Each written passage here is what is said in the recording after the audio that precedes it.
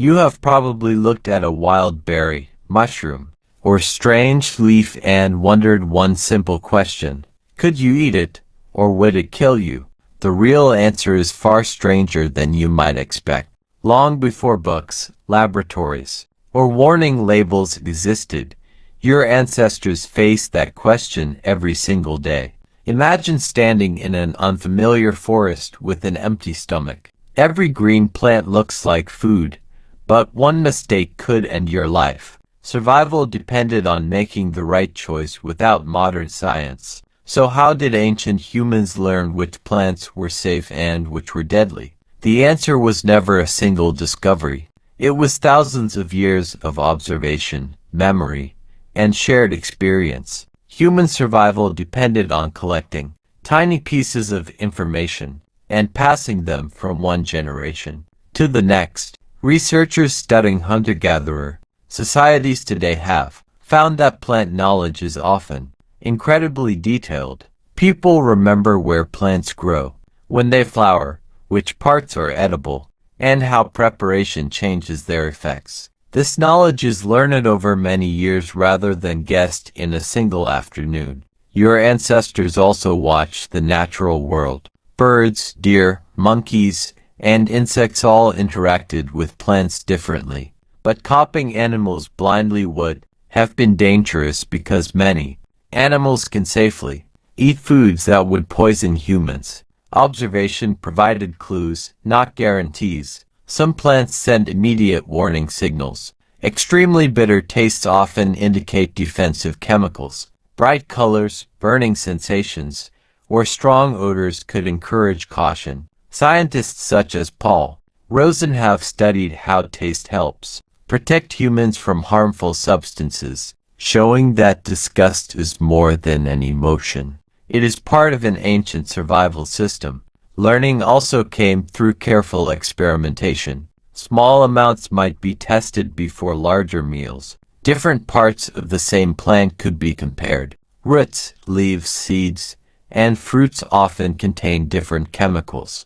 Over countless generations, these careful observations slowly became reliable knowledge. Preparation mattered just as much as identification.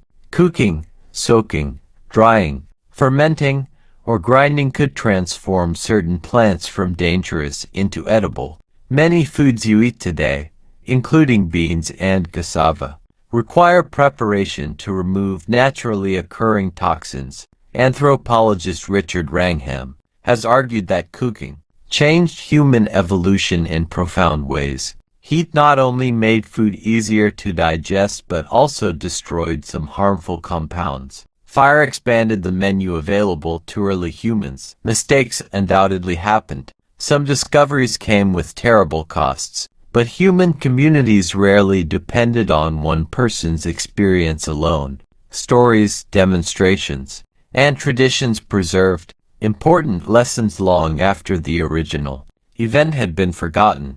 Children learned by watching older family members gather food. They practiced identifying plants before collecting them independently. Knowledge became culture, and culture became one of humanity's greatest survival tools. Modern ethnobotanists continue documenting traditional plant knowledge around the world. In many indigenous communities, elders can identify hundreds of useful species with astonishing accuracy. Their expertise reminds us that scientific knowledge existed long before written science. Interestingly, poisonous plants also became valuable. Small doses of certain compounds turned into medicines. Others became hunting poisons or natural insect repellents. The same chemicals that protected plants could eventually help humans survive in completely different ways. Evolution shaped plants and humans together. Plants evolved toxins to discourage animals from eating them. Humans evolved curiosity, cooperation, memory, and problem-solving to overcome those defenses. It became an endless evolutionary conversation. Today, supermarkets hide most of this complexity. Safe food arrives labeled, packaged, and inspected, yet your brain still carries ancient instincts that once helped your ancestors survive among thousands of unfamiliar plants. The next time you pass a wild flower or berry, remember that it represents millions of years of trial, observation, teaching, and adaptation. Every safe meal your ancestors found became another lesson passed forward. Every dangerous mistake became another story worth remembering. You are alive today because generation after generation refused to stop learning. They transformed uncertainty into knowledge, and knowledge into survival.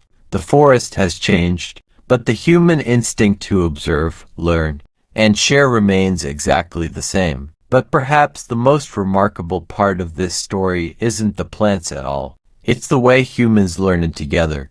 Every useful discovery became a lesson. Every warning became a memory. Every generation added another piece to a survival guide that no single person could have written alone. Over time, those lessons spread far beyond one forest or one tribe. They traveled across mountains, rivers, and continents. As humans explored new environments, they encountered thousands of unfamiliar plants, yet they relied on the same powerful tools: observation, patience, experimentation, and cooperation. Eventually, that ancient knowledge became the foundation of agriculture, medicine, and even modern biology. The ability to recognize, understand, and share information about the natural world helped transform small groups of hunter-gatherers into civilizations. Even today, scientists continue discovering new compounds in wild plants that become life-saving medicines. In many ways, your ancestors began that journey thousands of years ago with nothing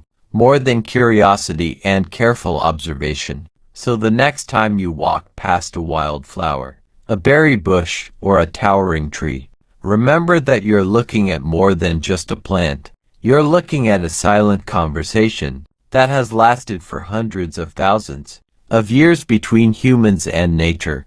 Your ancestors survived because they learned it. They survived because they shared what they learned. And every safe meal you eat today is part of that same story. A story that began with one simple question: could you eat it, or would it kill you?